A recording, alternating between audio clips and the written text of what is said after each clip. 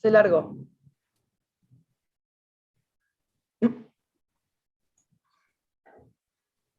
Muy bien. Voy a poner para que... Yo voy a manejar para que... Bueno. Buenas tardes, bienvenidos. Hace 8 meses que no estamos al aire. Es un montón. Y me encanta volver con estas personas a las cuales admiro. Ricardo desapareció. Bueno, ya ahí está.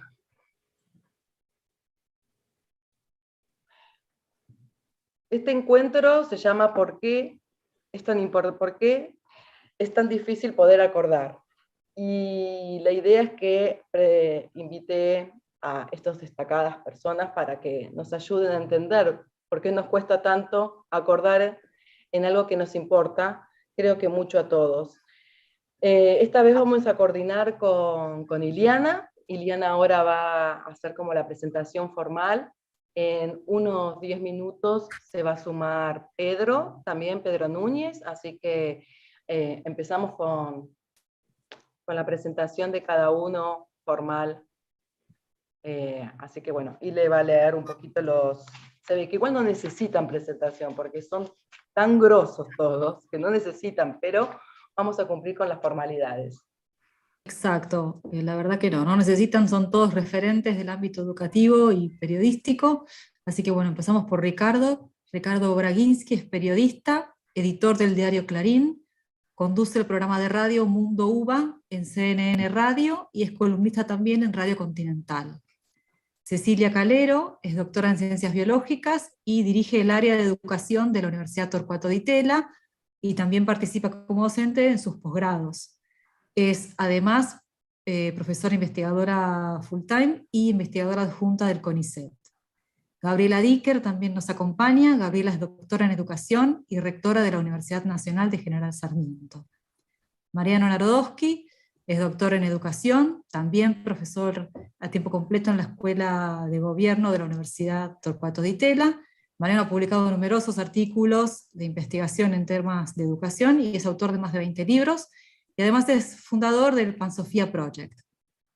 Pedro Núñez, que nos va a estar acompañando en unos minutos, es doctor en Ciencias Sociales, investigador adjunto del CONICET, con sede en el Instituto de Investigaciones Sociales de Flaxo. También es docente en la Facultad de Filosofía y Letras, y además es coordinador académico del doctorado en Ciencias Sociales de Flaxo. Así que este es el elenco de personas que nos acompañan hoy. ¿Cómo empezamos, Marian? Bueno, vamos a empezar yendo al hueso. Empezamos con la pregunta y cada uno de ustedes va a tener unos minutos para dar su opinión acerca del tema.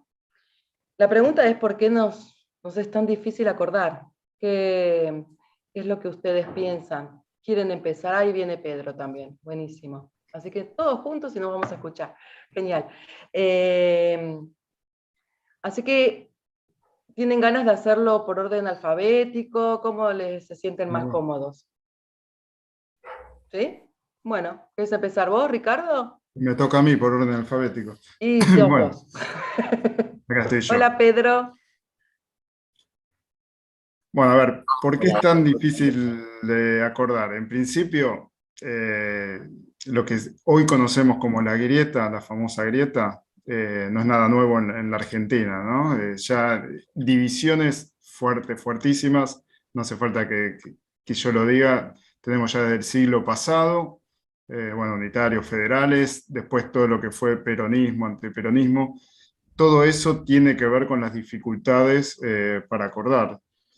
Pero bueno, esta era, además la que nos toca vivir, está atravesado por distintas situaciones de comunicación que para mí potencian esas dificultades para acordar. Una son las redes sociales, y yo lo miro desde la comunicación porque es mi especialidad y creo que es lo que yo puedo llegar a aportar. Las redes sociales, con esta capacidad que tienen ahora los algoritmos, ¿no? de hacernos dialogar solo con lo que nos interesa, o lo que el algoritmo entiende que nos interesa, y nos va juntando dentro de lo que son nichos de interés o de la misma forma de pensar, ¿no? De sesgadas, ¿no? Y eso pasa en todo el mundo. eso no pasa solo en la Argentina, ¿no? Dificultades de este tipo se están viviendo en todos lados y están siendo potenciadas por este tipo de algoritmo que para potenciar que la gente esté más tiempo dentro de los algoritmos y que sean más eficientes esas redes sociales, lleva a que se vayan sesgando y se vayan armando grupos muy fuertes de pensamiento y distanciados unos de otros y sesgados a su vez con respecto a lo que piensan. Y después está la otra pata de la comunicación de la que yo conozco más y quizás más pueda aportar en esta charla, que tiene que ver con los medios masivos, ¿no? Que ya no son nuevos, hoy día está combinada, ¿no? La comunicación entre lo masivo y las redes sociales, y los medios masivos hoy día también se adaptan a este tipo de comunicación. Hoy los medios están muy alineados también en algún lado de esta famosa grieta, porque también por el modelo de negocio hoy día les sirve generar audiencia, necesitan generar audiencias, y las audiencias también se segmentan mucho a partir de estos focos de atención. Si ustedes ven los medios masivos de comunicación que se sitúan en lo que se conoce como Corea del Centro, ¿no? En la Argentina, ¿no? Les cuesta muchísimo conseguir audiencia, les cuesta muchísimo tener un público que lo siga, y se necesita el público para poder subsistir, no dejan de ser empresas, ¿no? Entonces, bueno, eso nos pasa, eso nos está pasando a todos, y eso tensiona, y eso también obliga a los medios, de alguna manera, a irse para un lado o para el otro, ¿no? Después, las dificultades para acordar a partir de ahí. En el medio estamos los periodistas profesionales con dificultades para imponer contenido de calidad. Eso es algo interno nuestro que nos cuesta mucho, porque los jefes de todos lados, de un lado y del otro, van detrás de la necesidad de generar audiencia, de generar clickbait, en lo que se conoce, la jerga en Internet, y eso lo manda mucho a la grieta. Esas son las dificultades. Después, en el ámbito de la educación en particular, a mí me parece que también hay muchos egos, eso lo conocen más los especialistas, y es por lo menos como lo vemos nosotros, y esos egos también a veces llevan a que sea difícil de articular, más allá de la grieta, ¿no? Más allá de los posicionamientos políticos, también hay egos, con los cuales que si no se bajan esos egos va a ser más difícil que se lleguen a algún tipo de acuerdos. Después, bueno, Mariana, vos nos dabas algunas líneas para pensar, ¿no? Por ejemplo, desde lo político, ¿no? Dado que la lucha política existe, digo, quizás lo que haya que lograr para salir, o para acordar para salir de la grieta, es tratar de, precisamente la educación, en lo posible, sacarlo de la grieta, si es posible, ¿no? Sobre todo, ver si eso es posible y que haya más acuerdos. Desde el punto de vista de lo pedagógico, que también vos planteabas, bueno, ahora tenemos hasta grieta pedagógica, ¿no? Planteada entre los que dicen lectoescritura de una manera, de la otra, y cómo hay que ver cuánto de eso permea en el aula, ¿no? Pero hasta en eso hay grieta, ver la manera de conseguir algunos sistemas por los cuales realmente se elijan a los más capaces, más allá de posicionamiento, ¿no? Los que son capaces de liderar mejor, de conseguir mejores docentes que enseñen, o sea, de tener más claro, o sea, algún parámetro más objetivo en la medida de lo posible, de encontrar gente capaz y que sirva para la educación. Y después, finalmente, el tema de la gestión, ¿no? Yo lo que veo, por lo menos desde nuestro lugar, es que la gestión a nivel ministerial es todo muy trabado, porque está todo atravesado por gobiernos. En los consejos federales de educación, hay gente que dice que habría que televisarlos. No sé si esa sería una... vos decís, Marian, si esa sería una de las maneras de extrabar, porque uno no entiende qué es lo que hacen ahí. Bueno, quizás Gabriela nos pueda decir porque participó. Porque no parece que coordinen mucho, ¿no? Que salgan muchas cosas, por lo menos interesantes de ahí, ¿no? Y quizás si se televisara o se streameara, se podría ver un poquito qué es lo que pasa. Bueno, entonces finalmente, para cerrar y para no hacerla muy larga, para acordar hay temas humanos que tienen que ver con nuestros egos y nuestras diferencias, el contexto tecnológico, contexto de los medios de comunicación, y después la educación, que no es algo central, que haya una decisión política que pueda tener esta fuerza como para sacarla de la grieta, ¿no? Porque hay que hacer fuerza para sacar las cosas de la grieta, ¿no? Y quizás para cerrar, hoy leía un artículo que a mí me pareció interesante en La Nación con respecto a el tema de la moneda, de la inflación, ¿no? De que la necesidad, que las únicas veces donde la Argentina salió de este sistema de inflación que teníamos, por ejemplo, con Menem y Cavallo en su momento, fue porque hubo una sensación de la gente de que habíamos tocado fondo después de la hiperinflación de Alfonsín y de los primeros años de Menem, ¿no?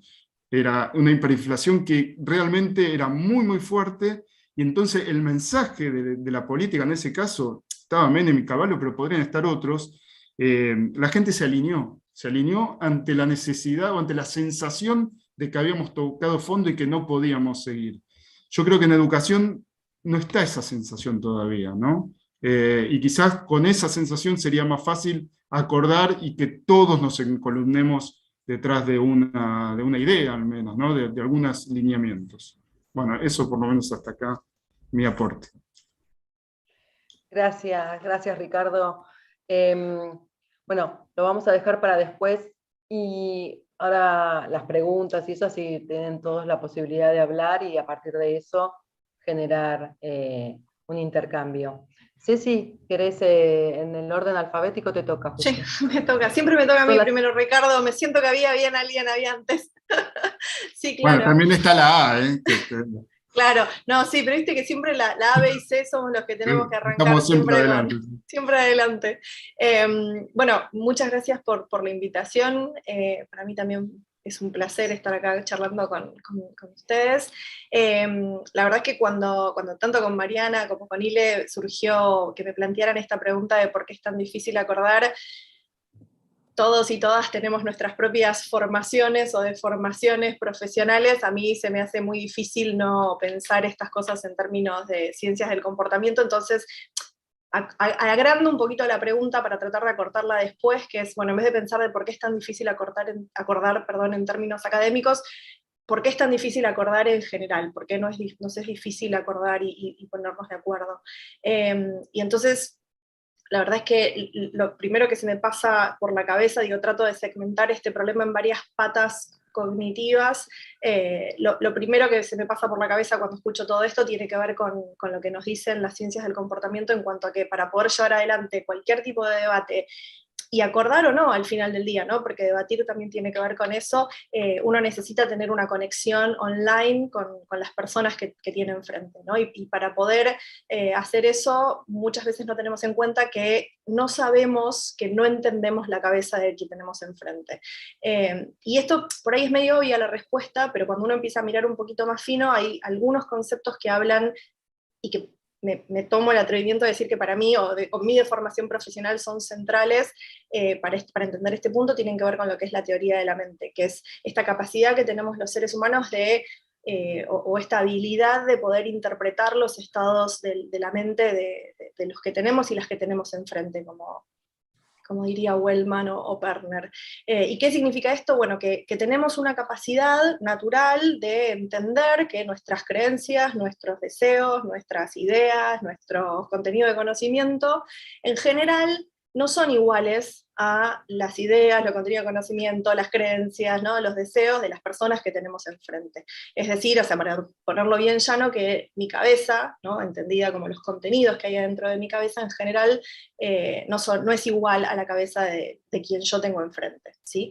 Pero habiendo dicho que esta es una habilidad que compartimos, ¿no? Que comparte la humanidad como un todo, la teoría de la mente no la tenemos todos igual de desarrollada, quien la tiene más, quien la tiene menos, incluso en las personas que está más desarrollada nunca es perfecta.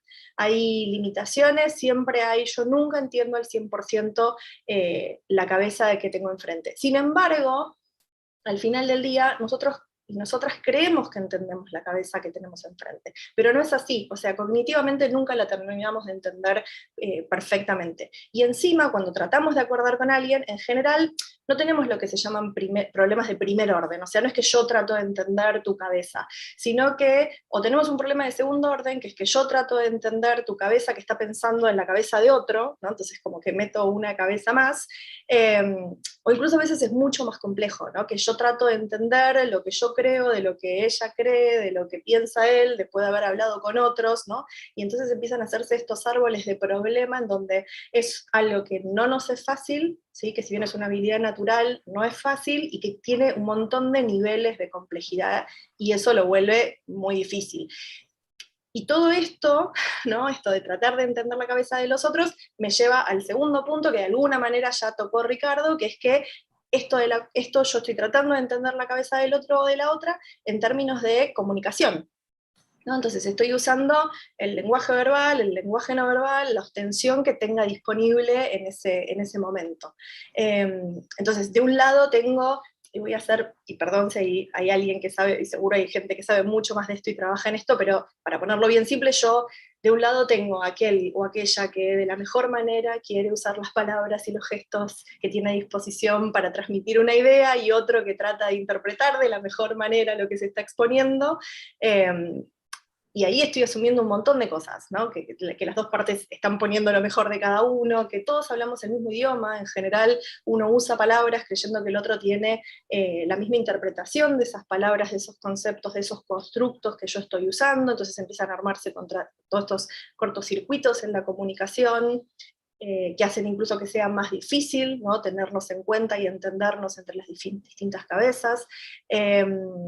Y por último, y como para ir cerrando, para tratar de acordar o para tratar de interpelar a quien yo tengo enfrente para debatir y al final del día tratar de acordar, no solamente pesa lo que yo entiendo de la cabeza del otro y cómo estoy tratando de comunicar para que el otro me entienda a mí, sino lo que entiendo yo sobre mi propio proceso metacognitivo, ¿no? Cómo entiendo yo mis propios contenidos de conocimiento, mis propias ideas, mis propias creencias, ¿no? Etcétera, etcétera.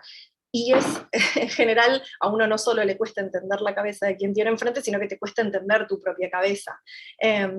Y lo que muestra la literatura es que no solamente por un lado en la teoría de la mente nos cuesta entender la cabeza del otro, sino que cuando pensamos en términos de nuestra propia cabeza, creemos que sabemos más de lo que sabemos, ¿no? Y esto, cuando Ricardo hablaba de los egos, en mucha de la literatura está como relacionado con eso, ¿no? Yo creo que los seres humanos tenemos un voto de sobreconfianza sobre nuestras propias creencias y nuestras propias ideas, que, de nuevo, vuelve a ser más difícil todo, ¿no? Porque no entendemos la cabeza del otro o de la otra, sobreestimamos lo que sabemos de nuestra propia cabeza, y todo esto lo tratamos de mediar con un lenguaje que muchas veces es el óptimo, ¿no? Entonces, y sí, es difícil acordar al final del día, ¿no? Porque no tenemos en cuenta muchas de estas variables. Cuando tenemos a un otro o a una otra enfrente y estamos tratando de acordar, en general no pensamos, bueno,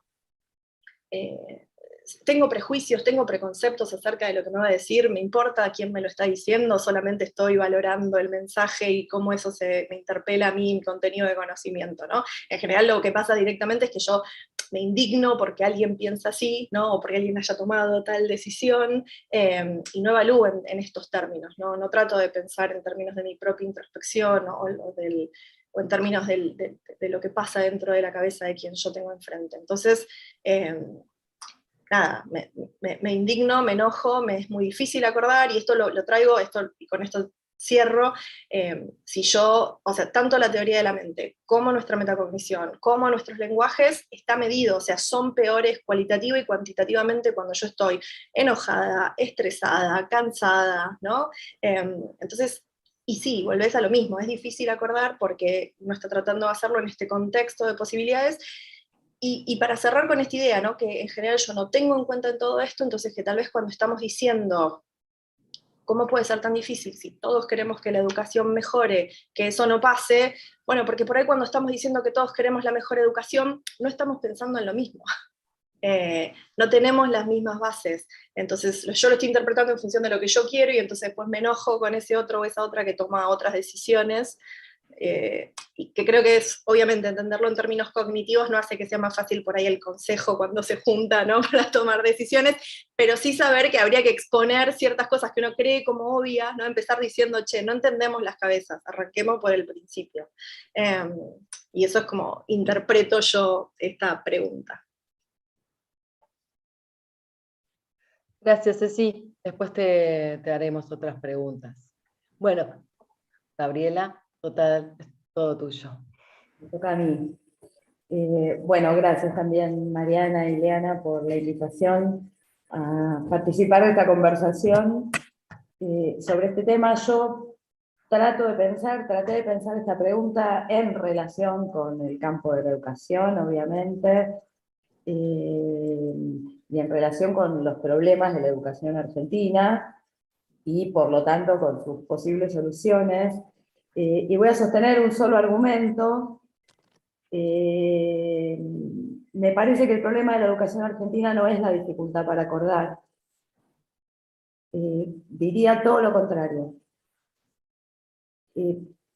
Voy a sostener esto, que lo que obstaculiza la posibilidad de implementar y sostener políticas educativas que mejoren la educación es el altísimo nivel de acuerdo que hay sobre ciertos asuntos.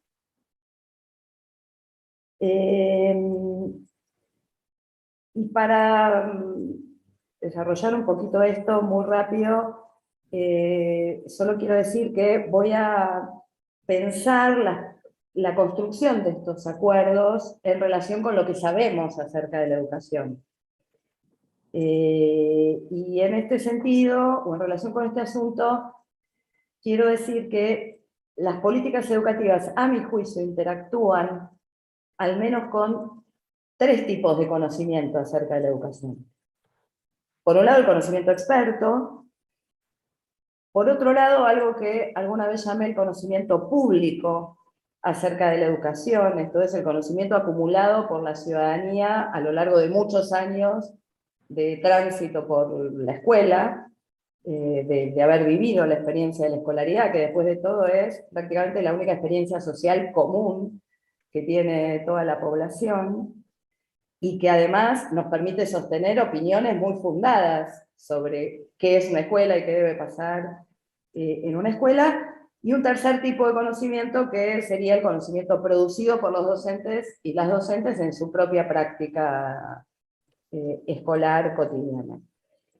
Y voy a sostener que estas 3 formas de conocimiento pugnan, pelean entre sí, muchas veces por incidir en el terreno de las políticas educativas. Desde ya, y esto es una nota al pie, las políticas educativas que se diseñan, que se implementan, sus éxitos, sus fracasos, no dependen exclusivamente del conocimiento en el que se fundan. Muchas veces no están fundadas en ningún conocimiento reconocible como tal, esto obedece a muchas otras razones, pero sí creo que encuentran un límite en la medida en que no pueden hacer mucho con los acuerdos existentes acerca de lo que la educación es o debe ser. Cuando digo que hay un excesivo, altísimo nivel de acuerdo en la educación que obstaculiza la posibilidad de implementar políticas de mejora, me refiero a algunas cosas. Voy a solo mencionar algunas como ejemplos. Que más tiempo escolar es mejor. Es una discusión que tuvimos hace poco tiempo en la Argentina. Pareciera haber un acuerdo por todos lados, que más tiempo en la escuela es mejor en algún sentido. Que cada generación recibe una educación peor que la generación mayor, que la generación anterior. Esto es algo que también alguna vez llamé la hipótesis del deterioro, que usamos para mirar lo que cambia en educación. Siempre la educación cambia para peor. Esto es un acuerdo, no es privativo de la Argentina, está estudiado internacionalmente y acompaña los orígenes mismos del sistema educativo. En esto hay un alto nivel de acuerdo. Lo que hace muy difícil casi cualquier cosa, porque aun cuando, si algo mejora, si un indicador mejora, es contraintuitivo, va en contra de una hipótesis que todos compartimos. Hay un acuerdo acerca de cómo deben ser los sistemas de evaluación, calificación y acreditación de aprendizajes en las escuelas, y en particular sobre un subtema dentro de esto que es el valor de la repitencia en el sistema escolar y en las trayectorias escolares. Acabamos de asistir también a anuncios en algunas provincias de modificaciones en el régimen de evaluación y acreditación, los escándalos que esto produce y en algunos casos cómo esa política se retrae frente a un conocimiento público que discute esas políticas, aunque el conocimiento experto las sostiene desde hace mucho tiempo. Está demostradísimo de muchas maneras que la repitencia es una figura que no colabora con la mejora de los aprendizajes. Los mejores sistemas educativos del mundo no tienen figura de lo que acá existe, que se llama repitencia automática, por una suma administrativa de fracasos, digamos. Y sin embargo, el conocimiento público sobre este tema y ese nivel de acuerdo tensa las políticas educativas y las retrae, hace que retrocedan. Hay un acuerdo muy alto, por ejemplo, en términos ya más políticos, para mirar la evaluación, que es un tema que me ha ocupado hasta hace algún tiempo, hasta hace poco tiempo, acerca del valor de las evaluaciones estandarizadas para decirnos todo lo que necesitamos saber acerca de los sistemas educativos.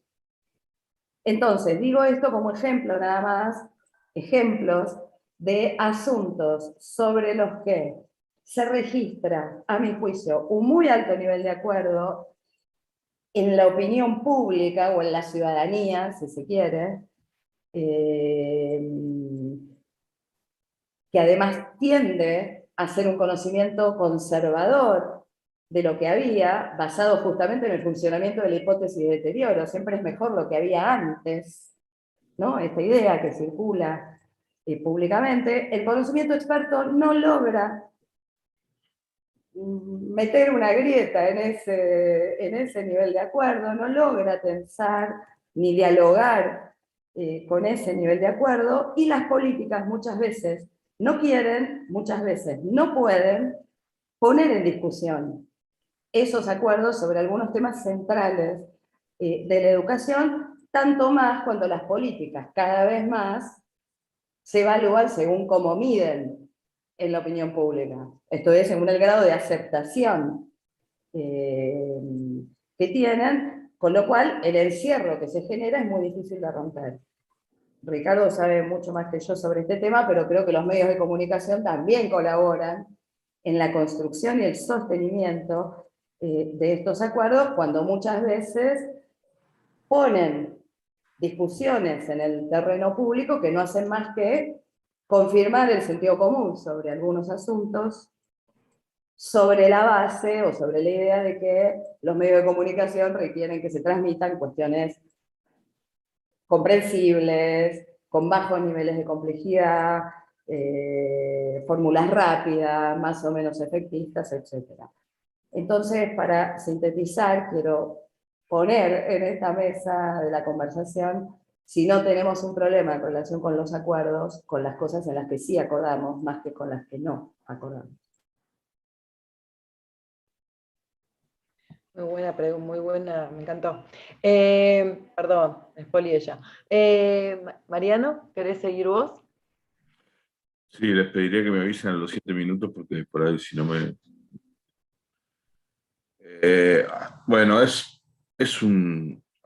era un lío ya tratar de armar esto y a partir de las propuestas de Ricardo, de Cecilia y de Gaby, es más difícil me parece, ¿no? Más complejo, ¿no? Yo diría, bueno, en principio yo de la máquina grieta ya escribí bastante, no me voy a, creo que la grieta es una máquina política muy importante que tiene un fundamento político y un rédito y una eficacia política. Diría que efectivamente, como dice el tema de Charly García, cada cual tiene un trip en el bocho, difícil que lleguemos a ponernos de acuerdo. Pero la pregunta es, ¿por qué sí nos tendríamos que poner de acuerdo? La pregunta de la reunión parte de un supuesto que Gaby lo discute por un lado, que es, en realidad ya hay acuerdos, yo estoy personalmente de acuerdo con eso, pero la pregunta también es ¿por qué sí nos tenemos que poner de acuerdo? ¿En qué nos beneficiaría si, si es que no estamos de acuerdo? ¿En qué nos beneficiaría un acuerdo? O si es que estamos de acuerdo en algunas cosas, ¿por qué nos beneficiaría poner de acuerdo en otras?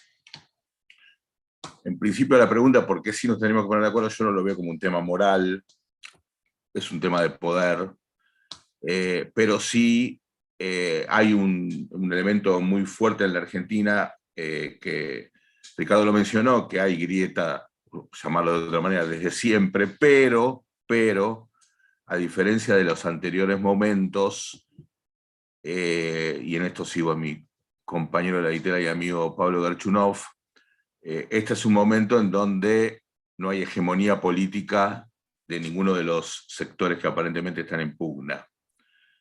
Es decir,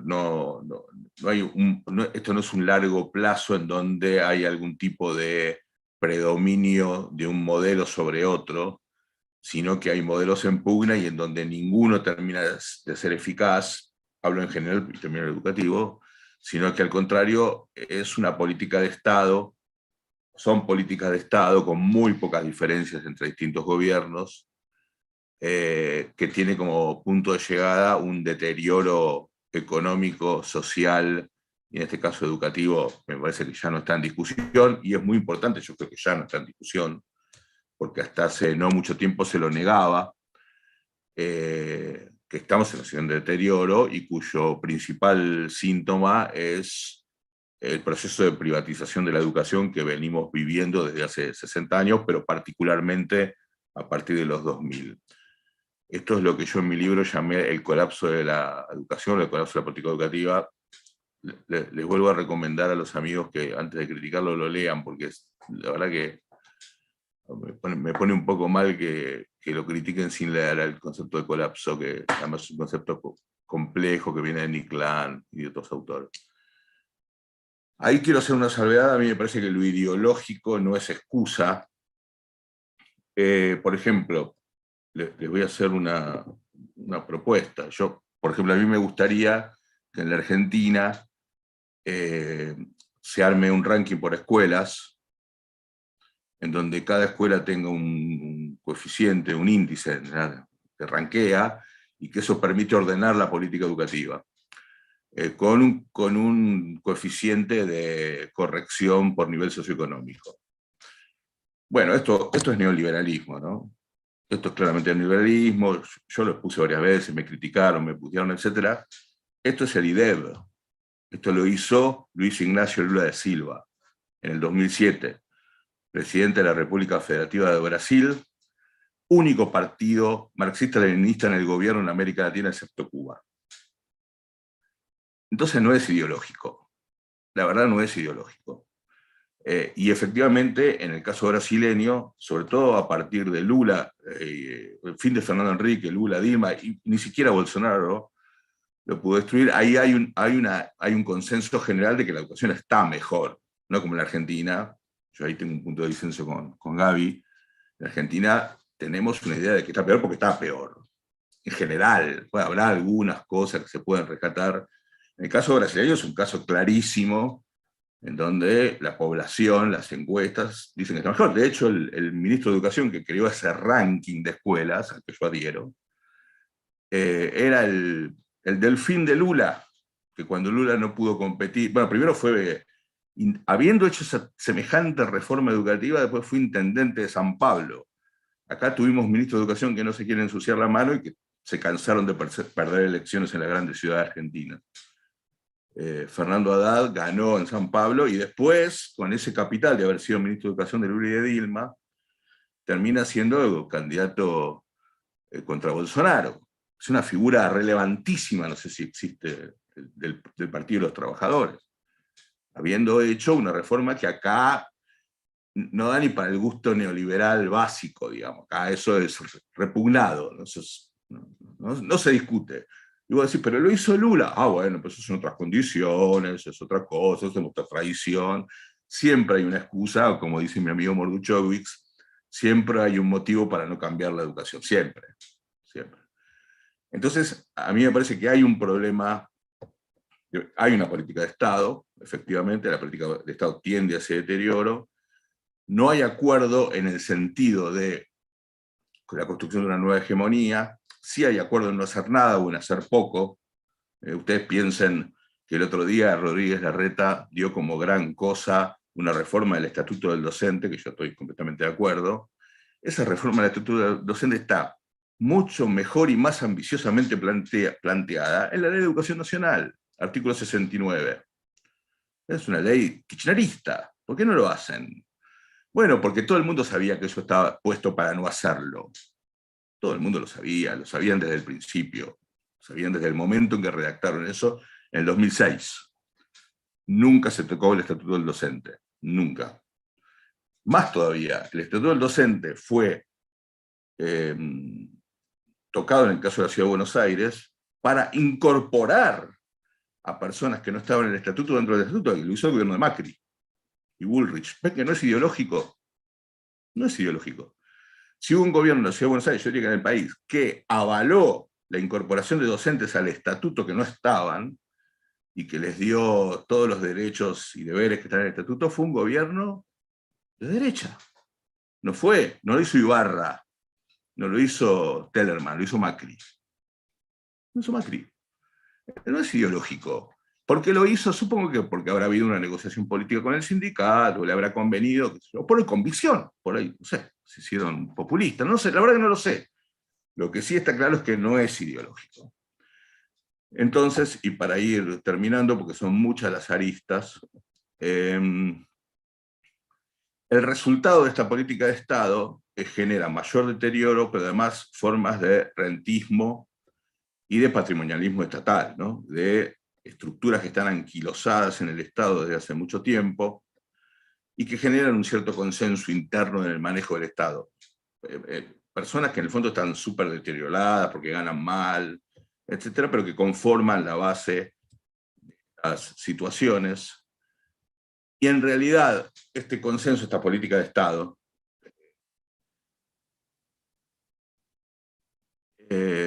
genera la imposibilidad de generar, perdón la redundancia, otro consenso, porque el actual status quo es conveniente a la política, al manejo de la política. Yo lo expliqué, creo que de una manera clara, se puede estar de acuerdo o no, de cómo este proceso de privatización de la educación, que se viene dando sobre todo en los años 2000, beneficia a la dirigencia política, claramente. De eso. Hicimos todo un desarrollo, una political economy de las huelgas docentes y de las negociaciones, etc. Finalmente a ellos les conviene, y yo diría, incluso siendo un poquito más audaz, que este modelo educativo que tenemos cierra bastante bien con el modelo económico que tenemos. O sea, si el modelo económico que nosotros tenemos en la Argentina es este que tenemos, que es vivir de la renta agropecuaria, a decirlo un poco mejor, del diseño tecnológico agropecuario argentino, que es lo que produce la mayor cantidad de riqueza, con algunos nichos de desarrollo en algunas áreas de diseño, informática, etcétera, más petróleo, gas y litio, estamos bien. O sea, con el modelo que tenemos estamos bastante bien. Bueno, tenemos un 50% de pobreza, tenemos 60% de menores de edad en situación de pobreza. Eso probablemente se tenga que resolver por la vía de la violencia, lamentablemente, pero bueno, ese es el modelo que tenemos. Entonces el modelo educativo que nosotros tenemos es completamente, fluye con respecto a eso. Yo entiendo, y además comparto, algunos de los ejemplos que puso Gaby respecto, por ejemplo, de la repitencia, que yo realmente es increíble porque en Formosa se pasa con 19, yo saqué la cuenta en la Ciudad de Buenos Aires con 15. O sea, es lo mismo, y está bien que se siga además. O la propuesta de Río Negro, que es muy buena, de eliminar el boletín. Yo lo apoyé mucho, me parece una idea extraordinaria.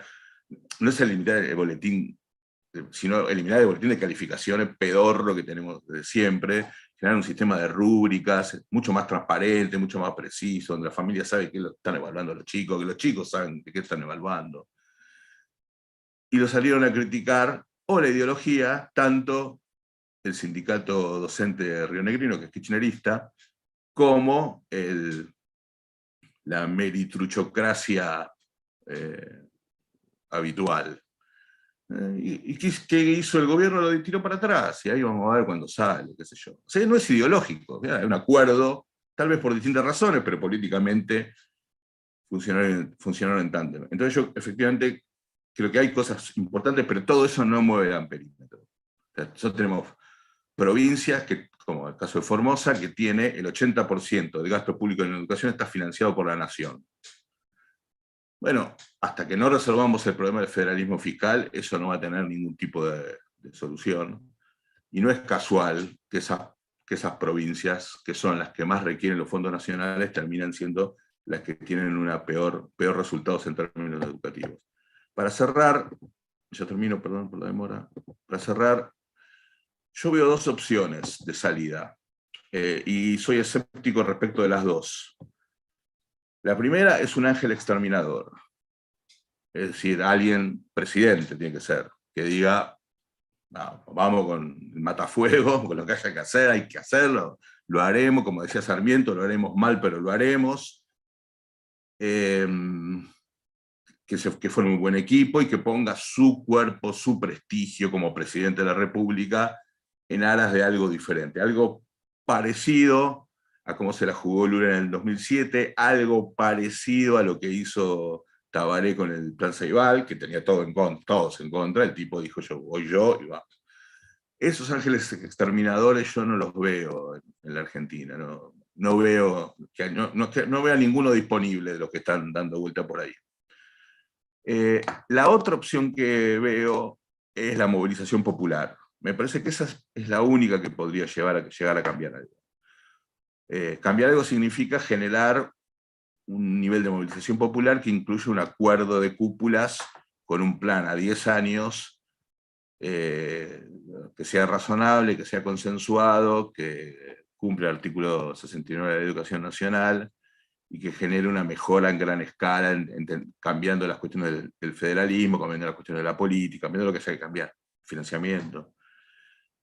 Ahí yo me entusiasmé un poco con lo de los padres organizados, no particularmente por sus posiciones, que no estuve muy de acuerdo en muchas de ellas, y lo hice público, me peleé con alguna de ellas, pero sí con la idea de la movilización popular. Y desde Argentinos por la Educación estamos trabajando un poco con eso, tenemos mucha conversación con movimientos sociales, particularmente con la CETEP, para poder trabajar en esa línea, y ver si por el lado de la movilización social, una especie de ni una menos de la educación, que de alguna manera sacuda tanto el avispero, que sea después muy difícil volver atrás.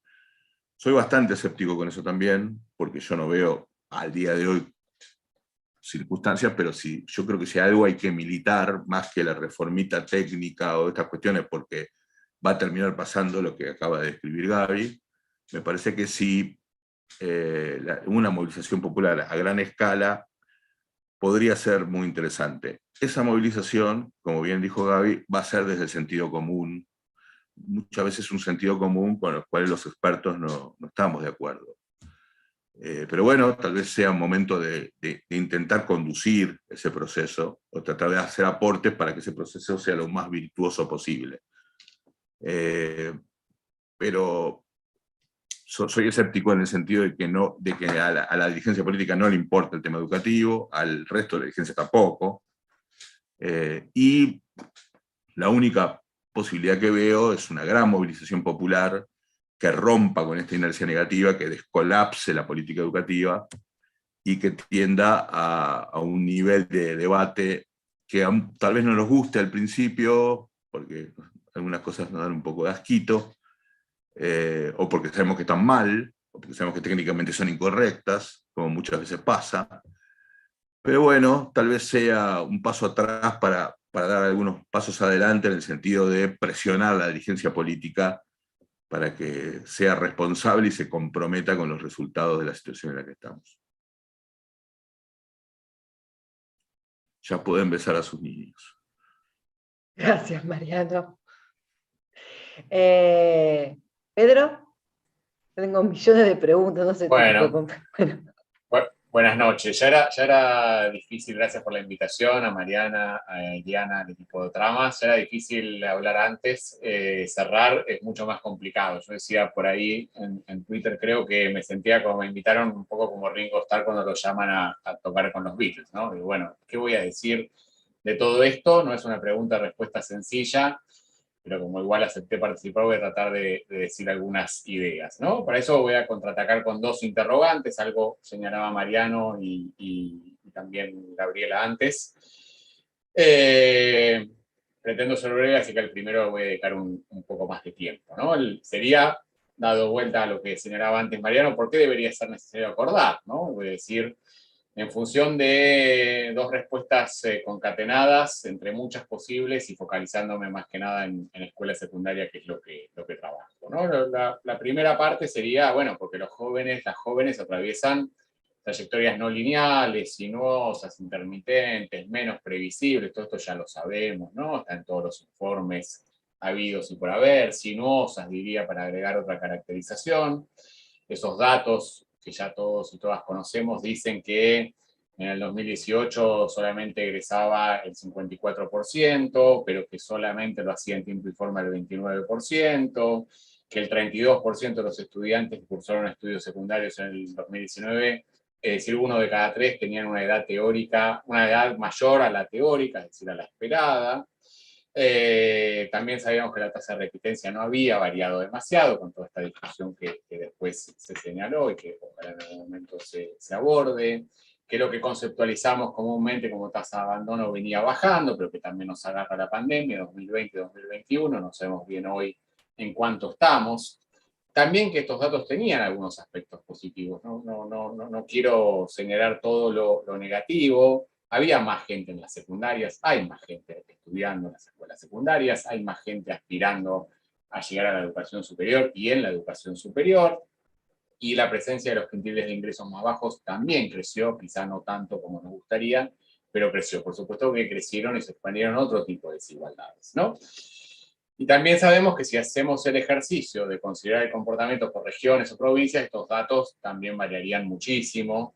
Ni que hablar de diferencias entre gestión privada y estatal o por modalidad. Por ejemplo, el porcentaje de repitentes se concentra mucho más en estatal que en privado, más en varones que en mujeres. Es decir, que hay una distribución desigual del esfuerzo para sostener los procesos de escolarización, ¿no? Es decir, algo tan elemental como que muchas instituciones de gestión privada no aceptan repitentes y entonces el esfuerzo se sobrecarga a la gestión estatal, ya hay ahí un primer punto bastante complicado, ¿no? Ni que hablar si a esto sumamos la brecha tecnológica, de infraestructura, de contar con las horas de clase previstas, de llegar a la escuela sin que te roben, que te pare la policía, que el tren o el bondi llegue a tiempo, que las calles estén transitables, que hayas podido desayunar, que haya libros o computadoras, que estén los profesores, auxiliares, directivos y que estos tengan buenas condiciones laborales, es decir, salario y más reconocimiento, ¿no? Esto me llega a la segunda parte de la respuesta que pretendía dar.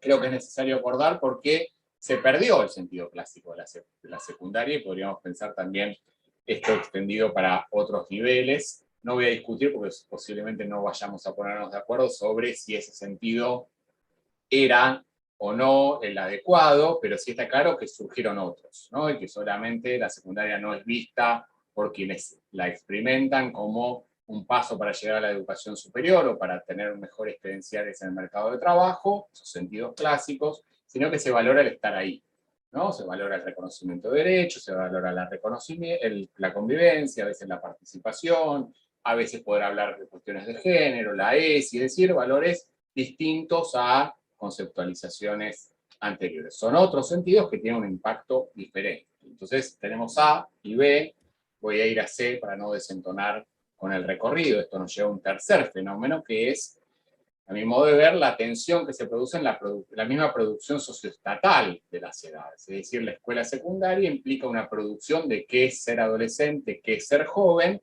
porque se supone que las personas en determinado rango etario van a estar atravesando determinado tipo de institucionalidad. Y eso, cuando las edades se extienden, tiende a colapsar. Es decir, la producción socioestatal que se plantea efectivamente entra en crisis, ¿no? Sumado a las dificultades, a las tensiones entre un tiempo institucional y un tiempo juvenil, ¿no? Las dificultades para combinar los tiempos de ser joven con los tiempos institucionales, con esa sincronía y linealidad que imagina la escuela secundaria, ni que hablar la articulación entre escuela y cuidados, la articulación entre escuela y trabajo y distintas cuestiones que podríamos cruzar y que efectivamente pone en tensión también toda una batería de programas destinados a la juventud, no solamente la escuela secundaria, por ejemplo el Progresar, ¿no? Debía tener un rango etario y hoy por hoy casi cualquier edad puede acceder al Progresar porque efectivamente las edades para estudiar cambiaron muchísimo, ¿no? Bueno, podríamos desgranar todo esto en varias razones, pensar en distintas escalas, en otros niveles. Incluso si nos pusiéramos de acuerdo con ese diagnóstico, habría que ver si pensamos si esto es culpa del gobierno C, D o E, si es preciso desarrollar programas nacionales o focalizados, si hay que enfatizar en mejorar las evaluaciones, el cuidado, los derechos, los métodos de enseñanza, la formación docente, y ahí todo se empieza a complicar un poco más, y voy para cerrar al segundo interrogante. Entonces, es necesario acordar, y acá me gustó mucho la provocación de Gabriela, es decir, bueno, incluso aunque tengamos un plan y digamos, pensemos un plan, y si disentimos en esos aspectos centrales del plan, ¿estaría tan malo, sería tan grave? Digo, no tengo una respuesta para esta segunda parte de la presentación, muchas veces no puedo ni ponerme de acuerdo conmigo mismo, así que menos con ustedes, pero además creo que no soy yo quien debería darla, ni somos quienes estamos acá, sino que es una responsabilidad de quienes gobiernan, es decir, de los gobernantes, de los que gestionan. Por supuesto que a nosotros nos caben otras responsabilidades, tampoco podemos cascotear todo y tendremos desde otro lugar. Si me dicen y me obligan a, bueno, pensar alguna razón, diría, bueno, pues faltan incentivos. Creo que, ¿por qué acordaríamos? ¿No? Si en términos de la cultura política del país no hay grandes acuerdos, cada sector prefiere hablar para la feligresía que le sigue. En términos sociales nos movemos también en burbujas de sociabilidad con poco contacto con otras burbujas, por lo tanto estamos también relativamente cómodos en esas esferas, pero también hay una falsa idea de que tener un plan, de que un gran pacto de la Moncloa sería maravilloso, ¿no? Cuando en realidad quizás haya que acordar 3 o 4 cosas básicas, un ordenamiento general, pero ahí aún así no podemos discutir o incluso podríamos disentir si, por ejemplo, para cubrir las vacantes necesarias habría que promover más instituciones de gestión estatal o eso se resuelve vía la subsidiariedad del sector privado. Es decir, un elemento. Entonces, mi sensación es que estamos contentos con ese desacuerdo. No solo si hay acuerdos o no, sino que somos felices contra algo y acá habría que colocar el istmo que más le guste a cada uno. Porque además acordar es tener que ceder posiciones de poder, que lleguen voces discordantes, reconocer que quizá mi idea no es tan buena, que no soy tan brillante y que armar ese panel donde otra vez vamos a hablar los mismos, que ya sabemos qué pensamos y nos vamos a halagar entre nosotros, es cada vez más aburrido, poco desafiante y además bastante conservador. Y además tenemos un último problema y con esto cierro, y creo que no es verdad que los políticos no hablen, ni que se pongan de acuerdo, ni que no negocien cosas, ¿no? Sino que quizá el problema, y acá va una idea para el próximo encuentro, a ver si la podemos acordar, quizá sea un problema del lugar de la educación en la agenda pública, en parte el trotskismo de Mariano podría ser una respuesta. Tampoco sé si ahí nos pondríamos de acuerdo nosotros, pero no sé si importa eso realmente, pero sí habría más espacio para la circulación de ideas. Sería más costoso para los gobiernos no hacer nada ante algunas dificultades, pero en realidad nosotros y nosotras podríamos seguir discutiendo, no ponernos de acuerdo, pero quizá para los políticos o para quienes gestionan, sí sería un costo y los obligaría a hacer más cosas por la educación. Así que bueno, eso. Muchas gracias por la invitación otra vez. Bueno, fue un shock. Me encantó. Porque provocaron lo que quería que se provoque, un poco movilizar Mariano hablaba de esto de movilizar a la sociedad. Justo hoy con Alejandro estuvimos hablando un poco sobre ese tema, cómo movilizar a la sociedad para salir, para sacar, para poner esto que decía un poco Pedro, a la educación en agenda, en otro lugar, no que sea el número 15, sino que por ahí subirlo en el puesto. Y lo que más me llamó la atención es que pareciera que lo hubiéramos estado pensando todos más o menos lo mismo. Hoy justamente también con Alejandro hablaba de este tema, que en realidad él me decía, no sé si no estamos tan en desacuerdo, no sé si tenemos que buscar un poco la línea de lo que decía Gabriela, lo que decía Mariano, lo que decías vos, Pedro. Me parece que sí hay un montón de cosas que estamos de acuerdo, y lo que faltaría quizás, o lo que tendríamos que pensar es en cómo llevar a cabo ciertas soluciones o ciertas ideas que tenemos que pueden, no sé, tratar de hacer un paso, dar un paso, o no, pensando en la diversidad, porque bueno, una de las cosas por las que armé también este panel, estas personas, es que todos tienen una mirada distinta, y me parece que a veces hay que salir de la caja para poder ver mejor el panorama. Ahora, ¿en qué priorizamos? ¿Se puede priorizar en algo? Estamos tan enfrascados, o como dice Mariano, que en este colapso que nos cuesta salir y poder... Yo me lo represento en mi cabeza como que estamos inmensos en una rotonda, y que estamos todos girando alrededor de esa rotonda, pero que no vemos para qué lado salir. Y no tenemos de qué manera poder poner el foco para ver hacia dónde mirar. ¿Se puede priorizar? ¿Hay que priorizar en alguna de todas estas cuestiones que estuvimos hablando? ¿Es clara mi pregunta? O no sé, ustedes están para apoyarme en lo que no me pueda expresar de la mejor manera. Puede contestar cualquiera, no se maten. De a uno.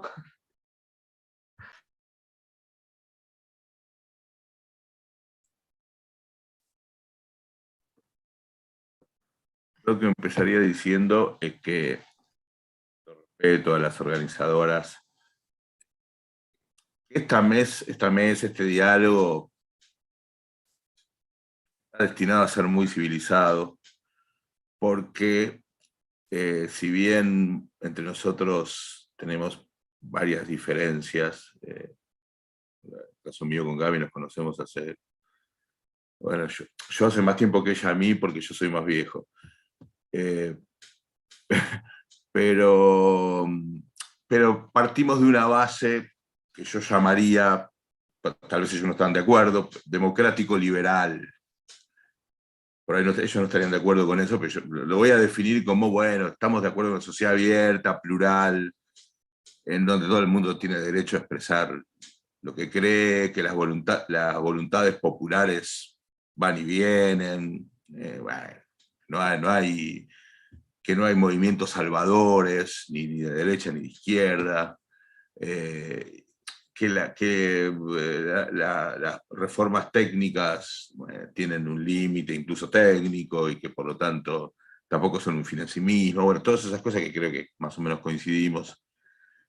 Para mí el punto es que, en cuanto a priorizar, es que para mí hay un punto importante, que es si efectivamente la dirigencia política argentina tiene capacidad de producir algún tipo de cambio, o si efectivamente no la tiene. Me parece que ese es el punto. Y si no la tiene, yo lo que creo, ¿cómo hacemos para que la tenga? Me parece que ahí hay un problema. Porque vemos, por ejemplo, el caso típico de la política echando la culpa a Baradel de todo lo que pasa, la coartada perfecta. Vemos a la dirigencia política agarrarse de pequeños logros en cada una de las gestiones para decir yo hice esto, yo hice lo otro, mientras el nivel de insatisfacción popular respecto a la educación y los datos que tenemos son más bien preocupantes.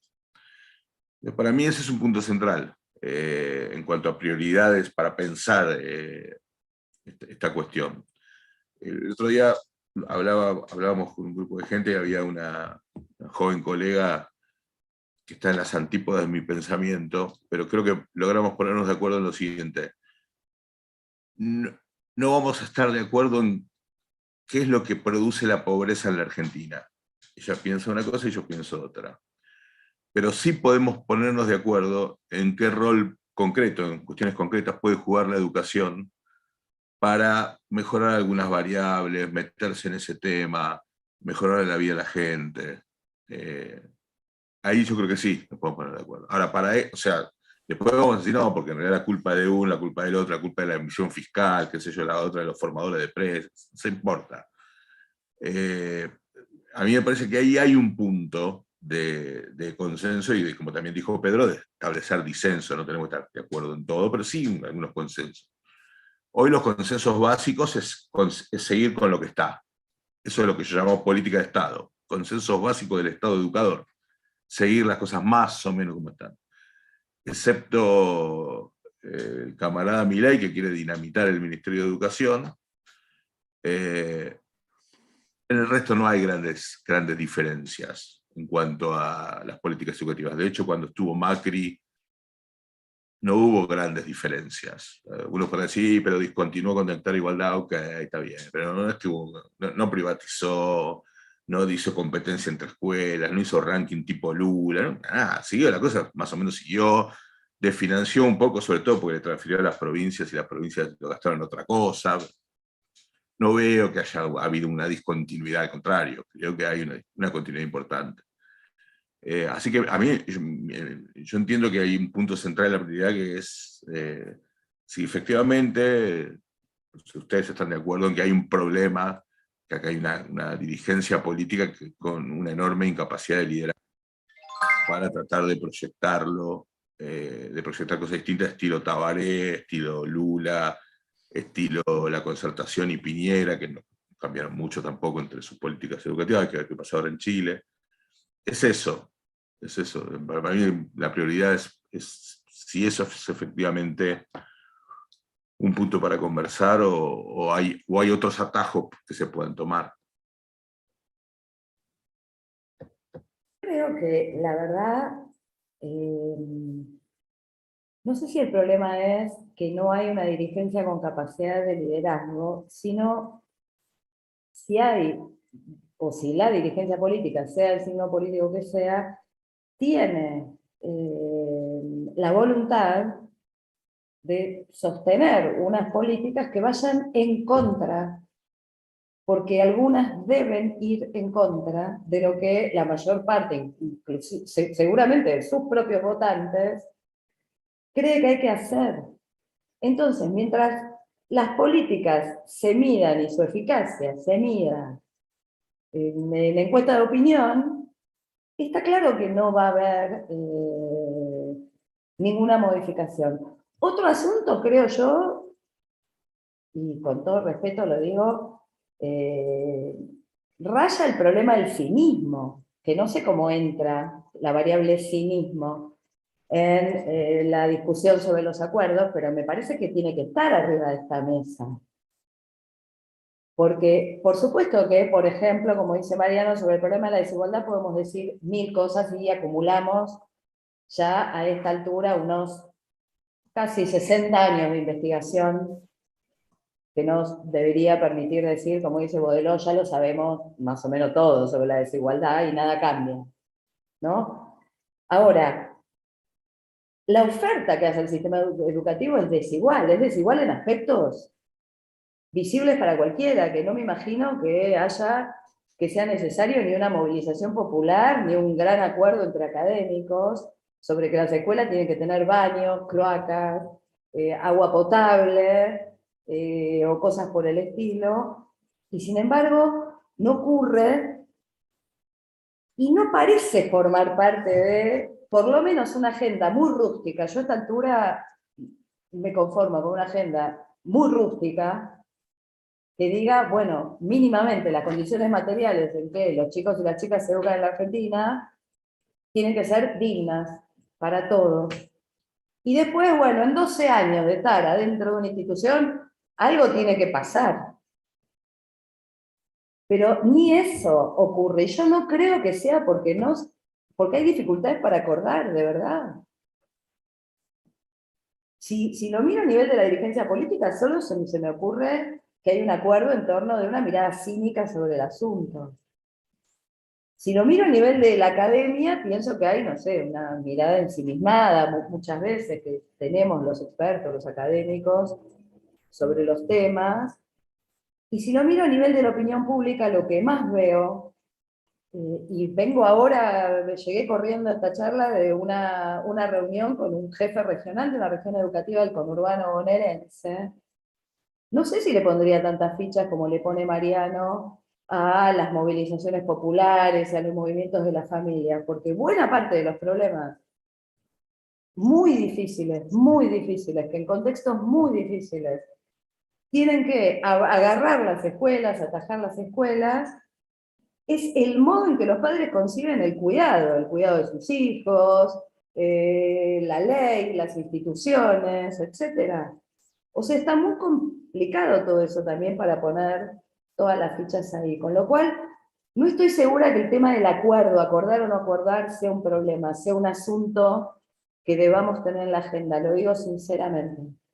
Creo que está muy bien y tendrá algún rédito en la retórica política, cuando se habla de consenso, de acuerdo, tiene que ser planes acordados y qué sé yo.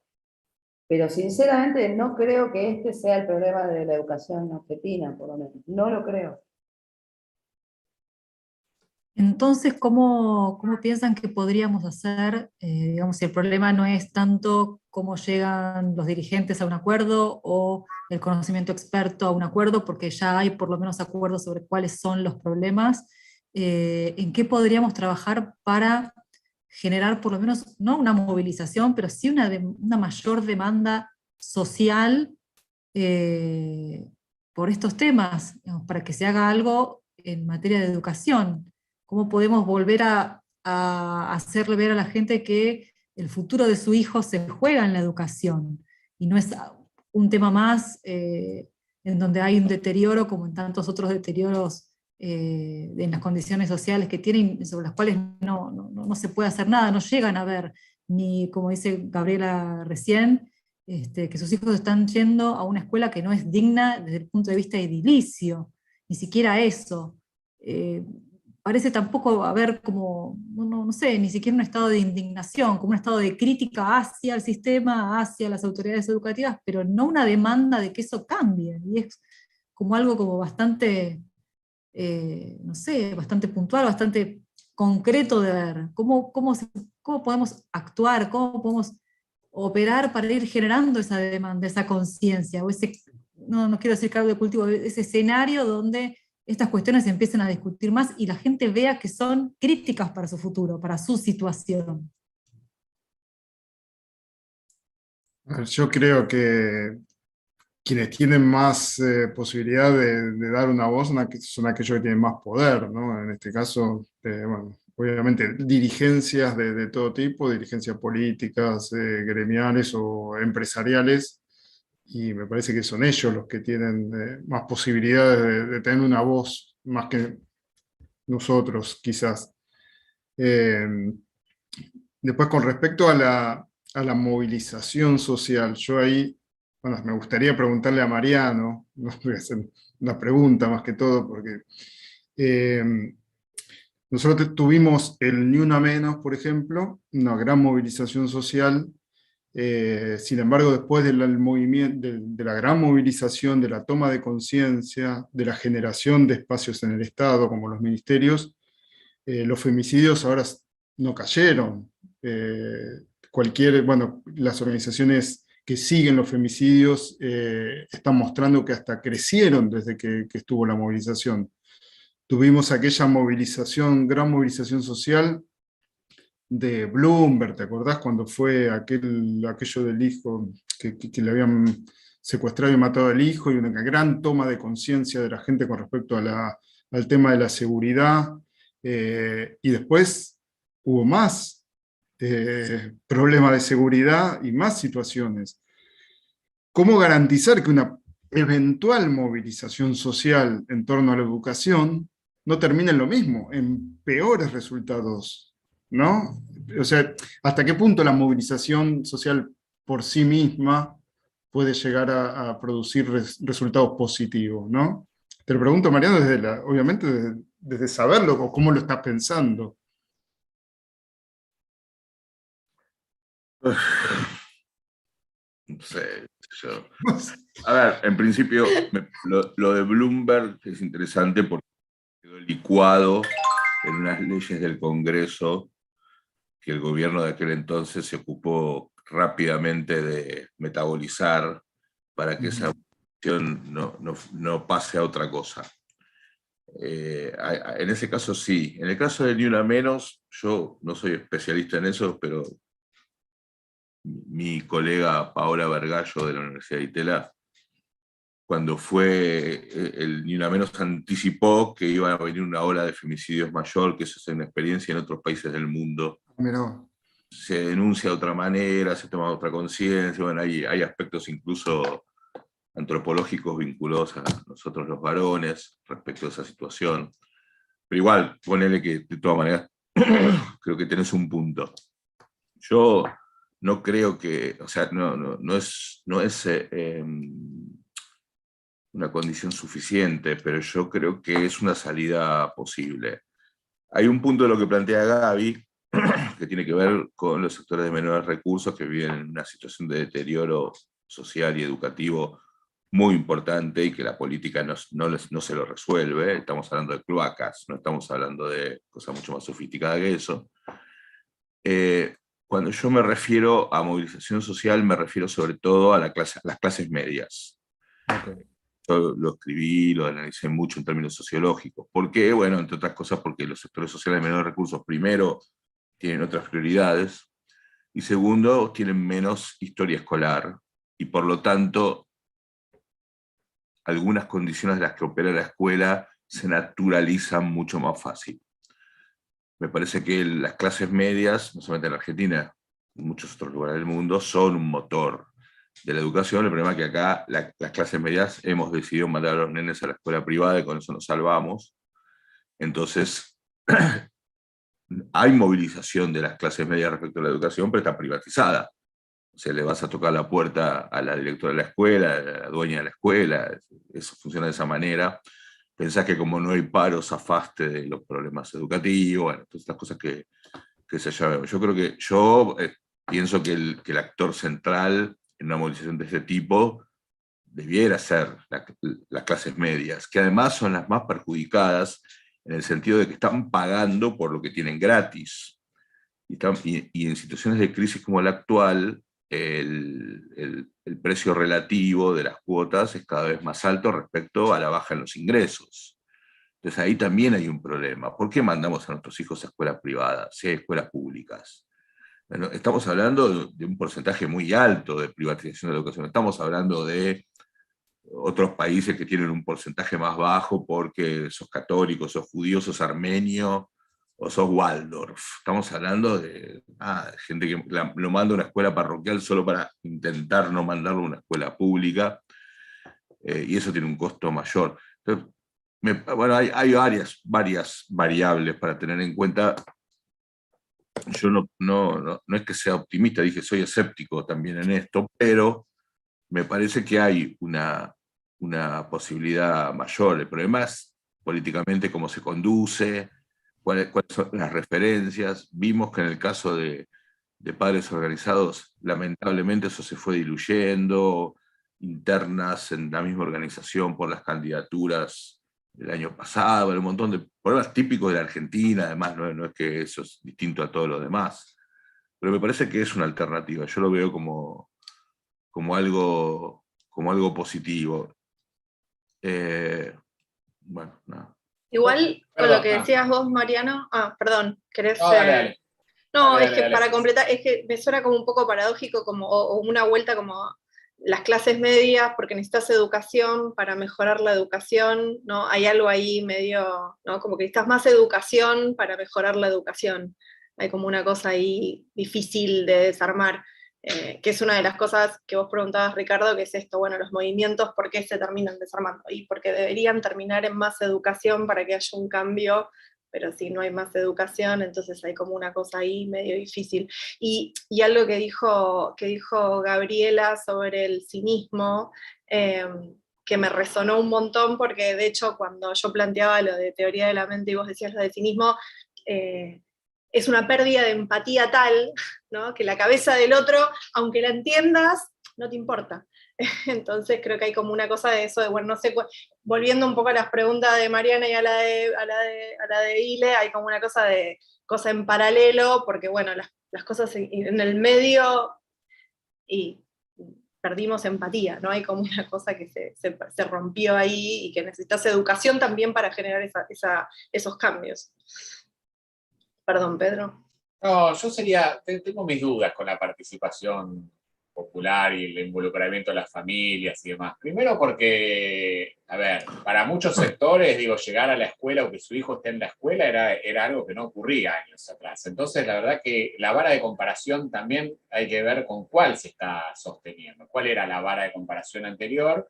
Por más de que uno diga, bueno, pues ya es una escuela que la infraestructura es mala, que los docentes faltan y demás. Bueno, pero si antes no ibas a la escuela, ahí hay una cuestión que viene de un deterioro y de una situación previa que era diferente. Segundo, porque me parece que pasa a ser una responsabilización de las familias que no tienen por qué cargar.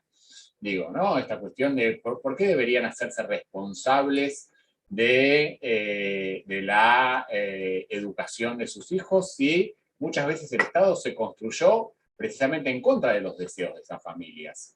Muchas veces la educación tuvo que arrancar a de las familias a los chicos y chicas porque las familias no querían que sus hijos se escolarizaran. Y muchas de estas situaciones que encontramos hoy, o bueno, imagino lo que señalaba Gabriela, digo, donde efectivamente la escuela compite con otras formas de integración social, aún hoy, digo, y con 50% de pobreza, y que por lo tanto no es sencillo para muchos sectores seguir sosteniendo la apuesta por la escolarización en contraparte de otros aspectos. Y me resulta un poco contradictorio porque Mariano decía, bueno, no todas esas ideas, bueno, tampoco todas esas ideas son interesantes y efectivamente darles aire a alguna de esas ideas me parece que no sé si es el camino adecuado, pero fundamentalmente me parece que implica un proceso de esto de, bueno, resolverlo por vos mismo a un nivel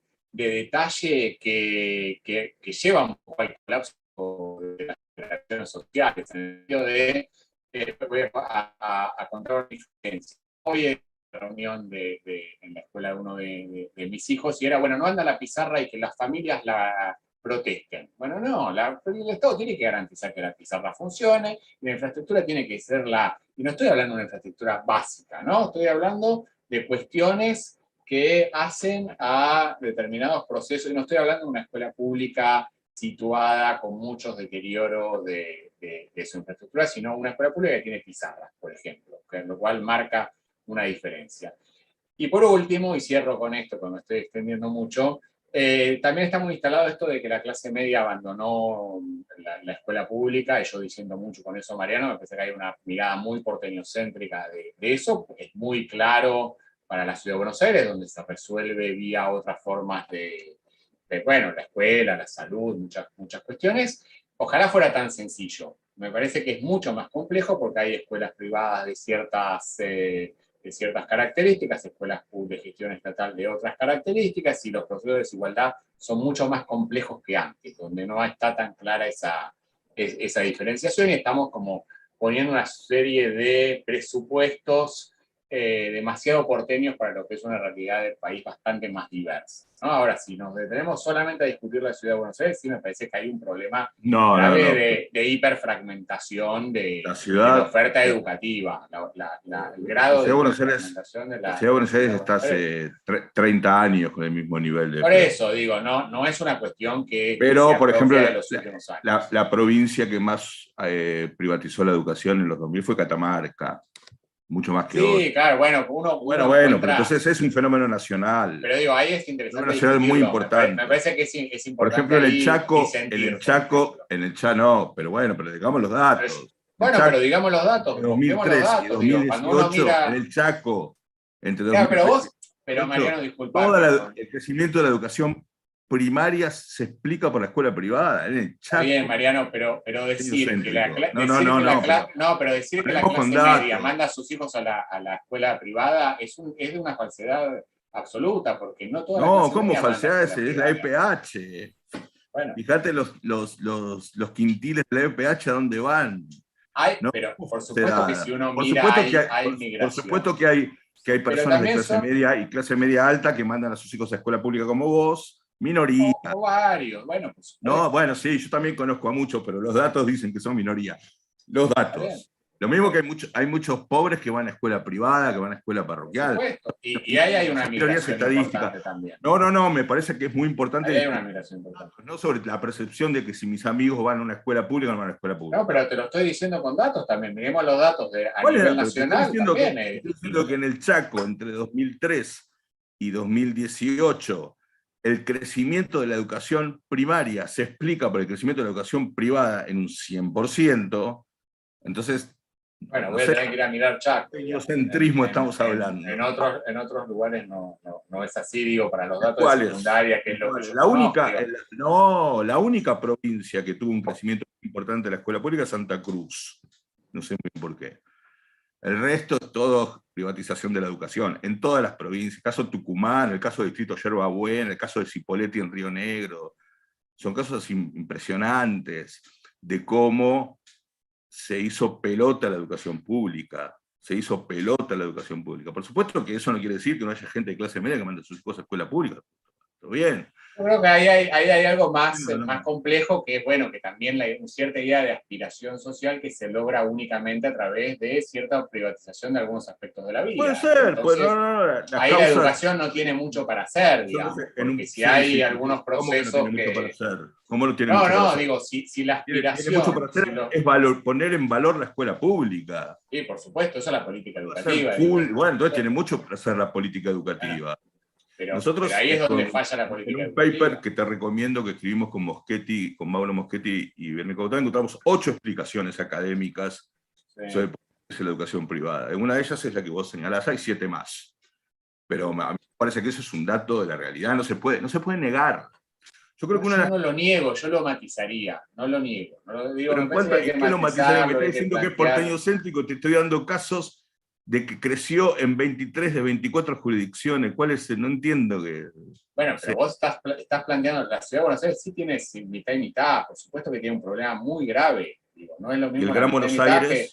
El Gran Buenos Aires, el sur del Gran Buenos Aires y el norte del Gran Buenos Aires completo, ¿qué porcentaje tiene? Bueno, si vas a Vicente López tiene 80-20, por supuesto. Si vas a Lanús tiene 60-40. Vicente López tiene 65, no tiene 80-20.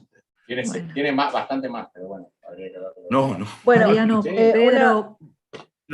que me parece que uno de los temas para mí centrales es base a datos. Es discutir en base a datos. Pero estoy tratando de discutir en base a datos. Vos no podés, no tenés ningún derecho a decir que mi análisis es porteñocéntrico por una cuestión... Perdón, derecho de que, discúlpame, no... Me parece que no tiene que ver con el tono, o estás interpretando mal el tono de la discusión. Pero vos no dijiste pero no dijiste que mi análisis era porteñocéntrico. Dije que muchas veces la mirada tenía una mirada porteñocéntrica, ¿sí? Bueno, entonces, lo que acabas de decir es equivocado, porque no la tiene. Entonces, no se puede, en base a una cuestión general que yo estoy planteando, hacer una observación general sin ver dato por dato.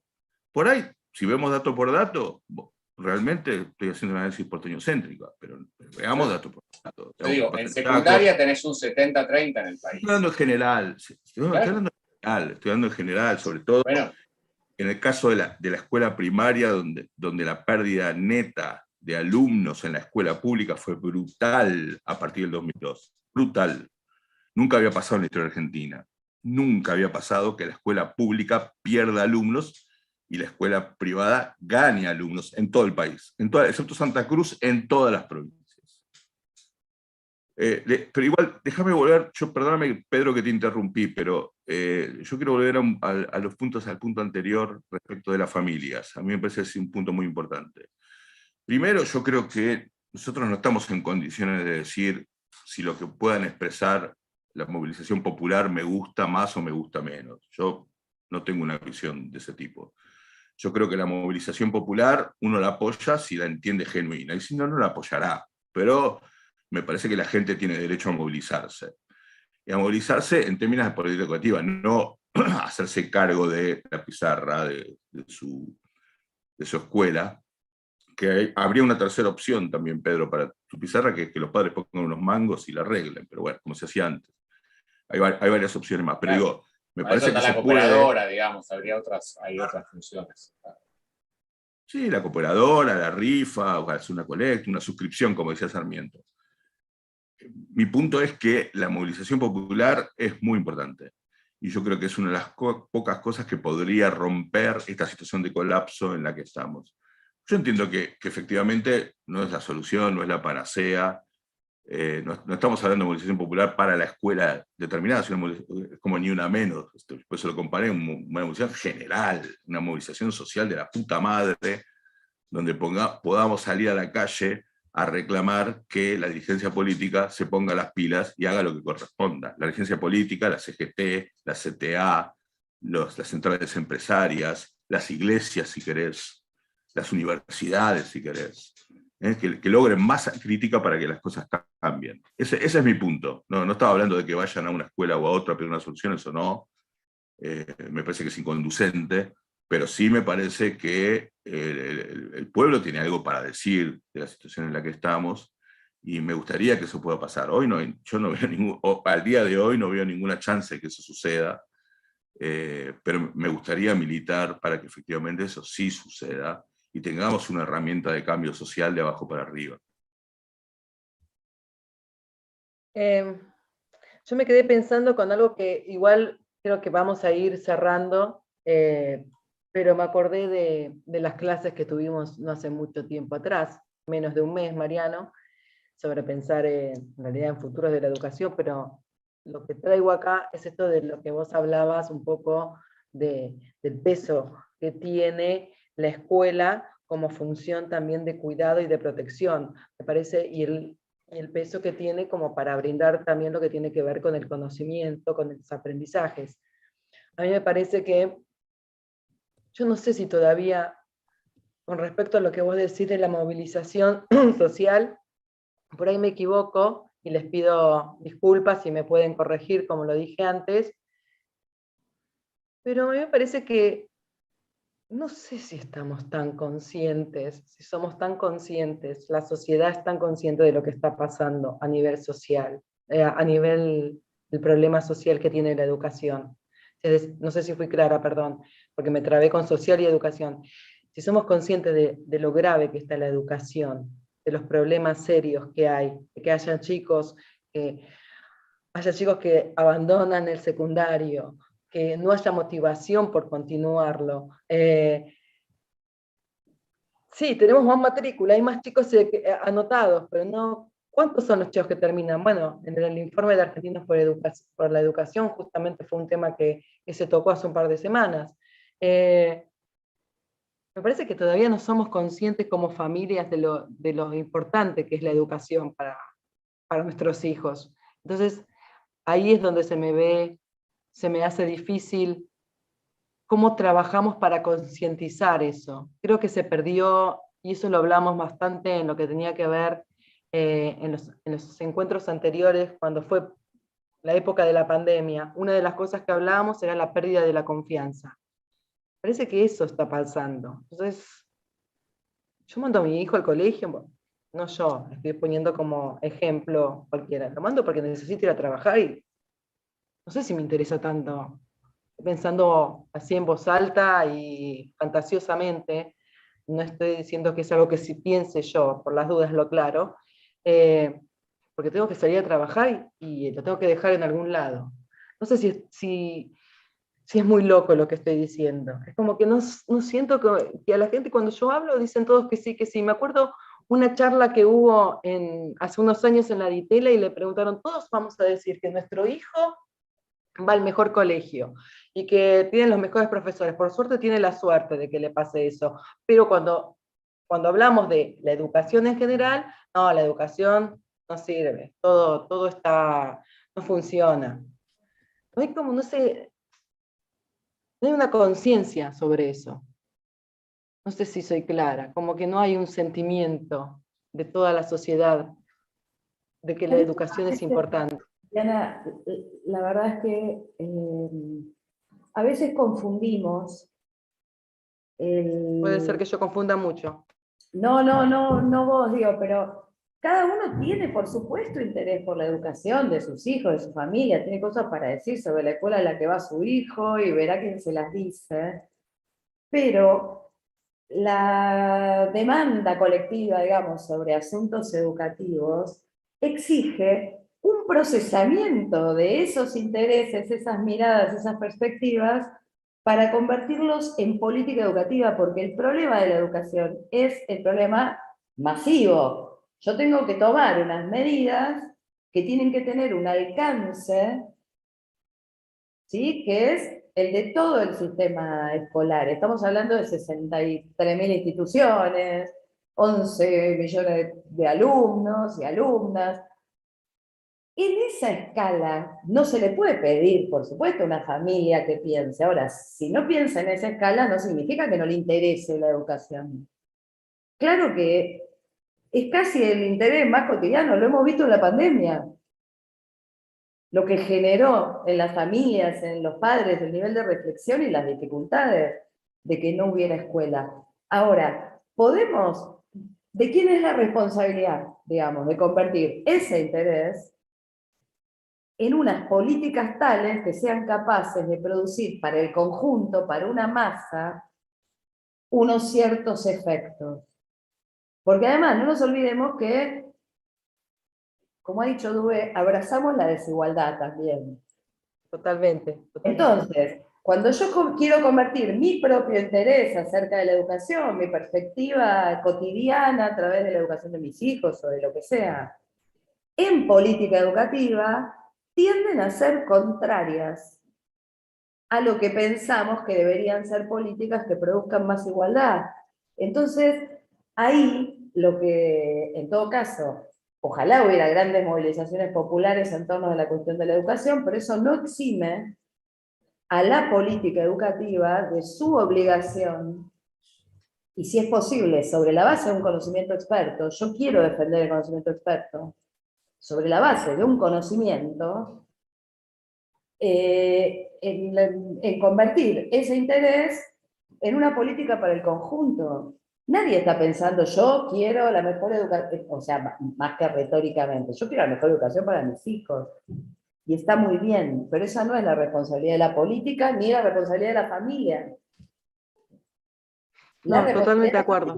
es una, y la responsabilidad de las políticas es traducir eso en medidas. Es raro el argumento, Gaby, es raro el argumento, porque con ese criterio tampoco habría que marchar contra el Fondo Monetario Internacional. Yo quiero un salario para mí, y yo quiero ganar bien, me quiero ir de vacaciones, quiero tener el cochecito en la puerta de casa. ¿Por qué tengo que salir a marchar por el Fondo Monetario a favor o en contra? No importa. Es una cosa de los políticos, del ministro de Economía, del conocimiento experto. Bueno, una cosa No, porque yo creo que ahí claramente, así como vos intentaste demostrar que acá no hay un problema ideológico, el problema no es ideológico, en el caso de la educación, ¿qué vas a generar? ¿Marchas en contra o a favor de la repitencia? Para mí es un tema que no habría que discutir. Ahora, si le preguntamos a todos los padres, ¿marchás a favor o en contra? Van a marchar a favor de la repitencia. con el mismo criterio que vos digas. No hay acá un tema de defensa de posicionamientos políticos que afectan o no afectan al conjunto. Hay una cuestión que se va a defender, que va en contra del conjunto. Va en Bueno, contra. depende como sea, le estás teniendo poca Eso ocurre, Mariano. Claro. Es lo que No, ocurre. porque puede ser Hay una educación. Cuando se juntan las movilización familias... popular por más no financiamiento educativo, movilización popular para que todas las escuelas tengan cloaca y tengan asfalto, que se supone.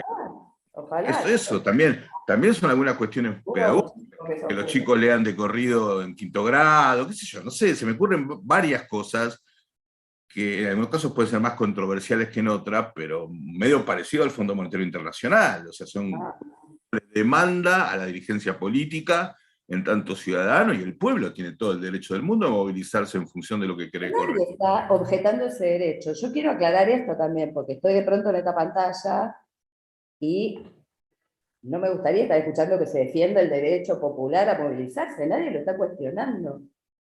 Ahora, a mi juicio, para resolver algunos problemas de la educación argentina, lo que necesitamos es responsabilidad política y conocimiento.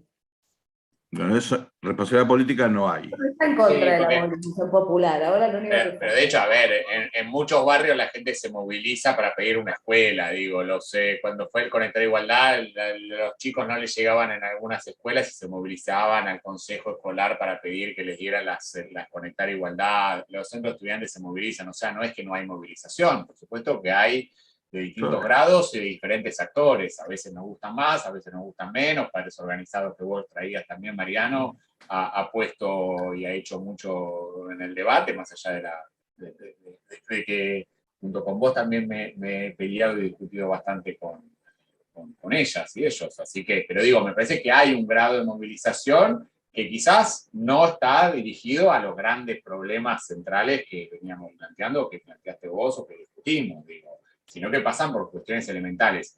Posiblemente, ahora que está la escuela, el próximo movilización en muchos barrios sea, bueno, que esa escuela esté en condiciones, porque si no tengo que resolver agua potable. Claro, si no lo tengo que resolver a pagar a la confesional, que también tiene esta idea de ser más prestigiosa porque tienen clase siempre y por demás. Entonces ahí hay una cuestión también que es complicada, ¿no? de resolver.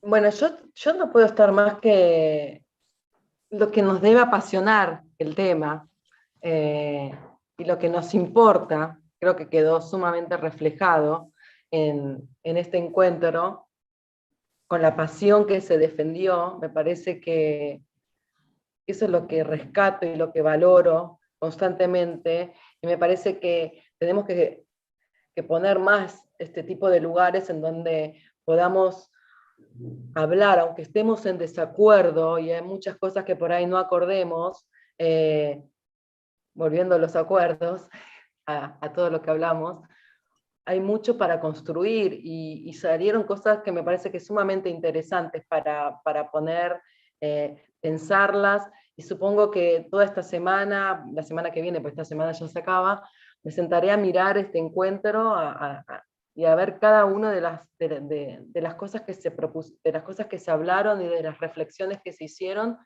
porque me parece que se dijo mucho, hay muchas cosas para trabajar, y valoro muchísimo que lo hayan hecho acá, que ya se han sentido cómodos de poder hacerlo y de poder expresar sus sentimientos de esta manera, porque me habla de lo que aman esto. Como, no sé, vamos yo, sí, perdóname, te estaba interrumpiendo. No, nada, te iba a decir, Marian, que ya se nos hizo un poco largo el encuentro. Estaba como...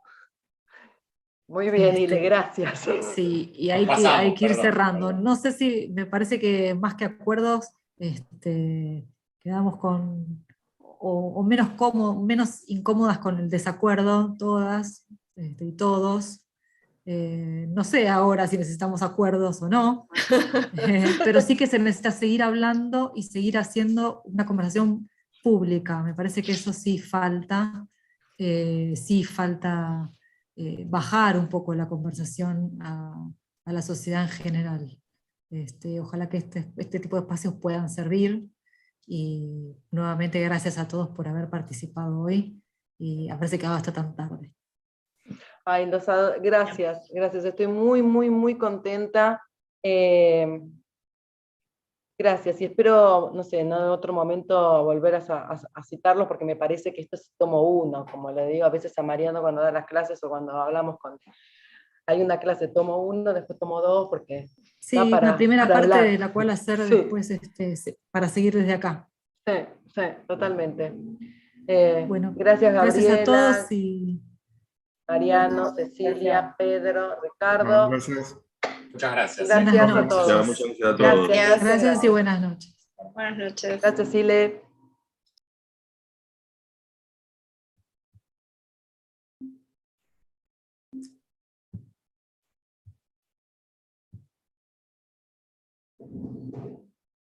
Para Para la que no grabación. sé